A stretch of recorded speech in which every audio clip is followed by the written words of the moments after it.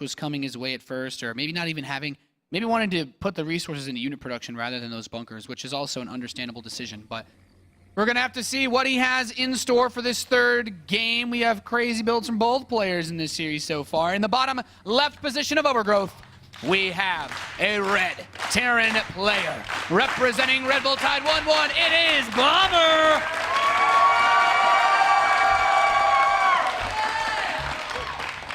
And in the top right position, the blue Protoss player. He's teamless, but not for long. It is Pigbaby! Yeah, couldn't agree more, Nate. It reminds me of when Oz was having his fantastic run in WCS America Season 1. And, you know, I remember Johan Todd saying in one of the games, like, oh, this guy's still teamless. Teams, what are you waiting for? Pick this guy up. Well, Oz got picked up pretty much during the tournament. And I think the same goes for Pigbaby. Of course, a fantastic run for him already. Picking up 1,000 WCS points, guaranteeing himself of $15,000, even if he loses the final. So this has been a weekend for him to never forget. But of course, he wants more. When you're this close, you want to go all the way. That's right. Pigbaby, of course, still rocking that Kappa jersey. You know what, man? I'm half tempted to offer to buy it right off him if he wins this. I'm sure with the prize money, if he won this tournament, he could buy himself 100 Kappa jackets. You know, there are plenty of Kappa jackets out there right now. No, but there's not many tournament-winning ones. Bomber's opening up with 2 barracks. And this is kicking it a little bit old school. Yeah. The old 12-14. Don't see it terribly often. No, once more, this is kind of what I'm expecting throughout this series. You know, we saw 1 or 2 games play out standard, but both of these guys are a little bit out there. They're not afraid to do things different. And I think that's why this was such a beautiful final on paper. And so far, it's definitely living up to that expectation. These guys are going to play different. We're going to see an unusual turn of events in TVP. Oh, man.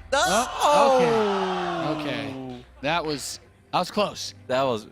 He's turning back. He's waiting to see the SCV come down, because this is a time where the SCV should come to build a command center. So Pigbaby has good reason to keep his probe here. But if that SCV, look at this Bomber, so smart. He's not even moving his SCV away from that barracks yet. Oh, okay. Oh, the probe sees the SCV leave. You might think that there's something there, but maybe it's just the one that was coming to build that command center. Exactly. He can't be sure just yet.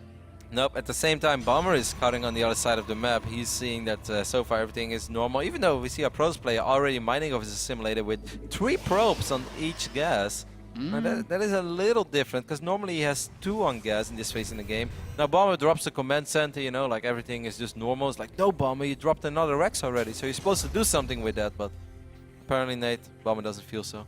You know, I used to think when oracles were first becoming a thing, you'd always worry about if you open with 2 barracks like this, and that's fast 3rd barracks, you have enough Marines to hold off most any early aggression that your Protoss opponent could bring to you. So as aggressive as a 2 barracks play sounds, it also can be surprisingly defensive, and it can work out really well like that. He's going to see this probe at the natural. He sees the Nexus drop, which is very important.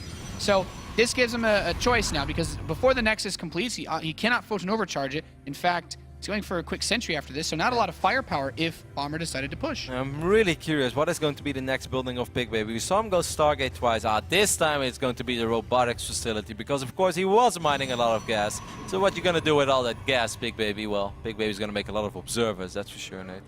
Yeah.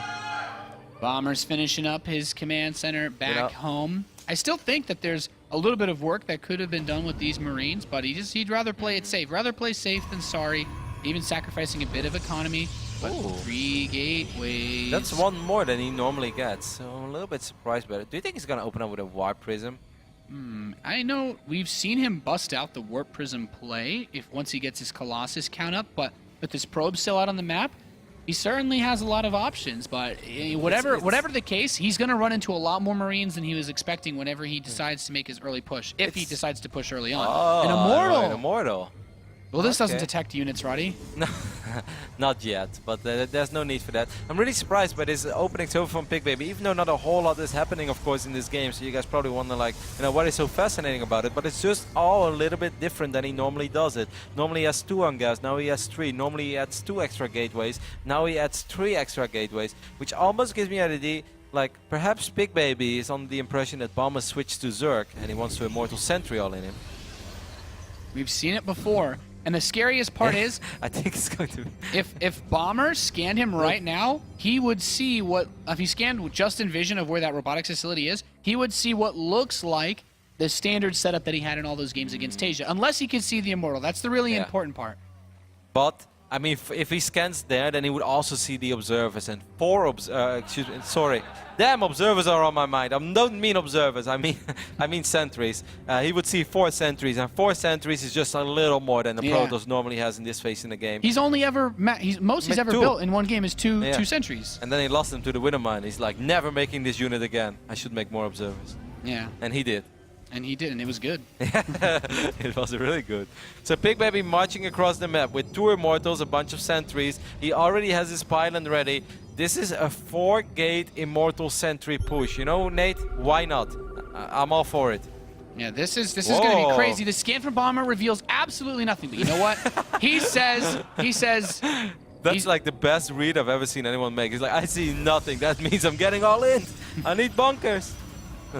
That's so sick. Sometimes it's better to show that you have at least a couple gateways, you know? Don't hide all your buildings in the future, guys. It freaks Bomber out. It's like he decided not to build anything in his main. It's got to be somewhere, maybe closer to me. And this push looks very scary. Yeah, man. Like, even with these bunkers, Immortals, they just do terrible things to bunkers. There are so many force fields as well. Their Guardian Shield. Stim is not ready yet. This is a really, really tough hold for Bomber. I like that he moved SCVs out front so he could try to repair the bunkers from both sides. But Bomber still having a really tough time. All of the Immortals are still alive with a lot of shields. So these bunkers, they're going to drop like flies. 1 Immortal's taking a lot of damage. Yes, all of the bunkers are gone. Most of the energy as well. The demolition core dies. Stim is almost done. These Zealots need to come in and buffer. Great hold. But that is a fantastic hold by Bomber. Yeah, he lost 9 SCVs in this defense. And you know, when you make a committed attack like this, that means both players are equal on workers. And like you said, Nate, Stim is ready this time. There's a Widowmine as well. So this kind of means, Pigbaby, you're going to have to go back, but he should go back as well. He cannot fight against Stimmed Bio with this army. That is a terrible idea, Pigbaby. You don't want to fight against his army.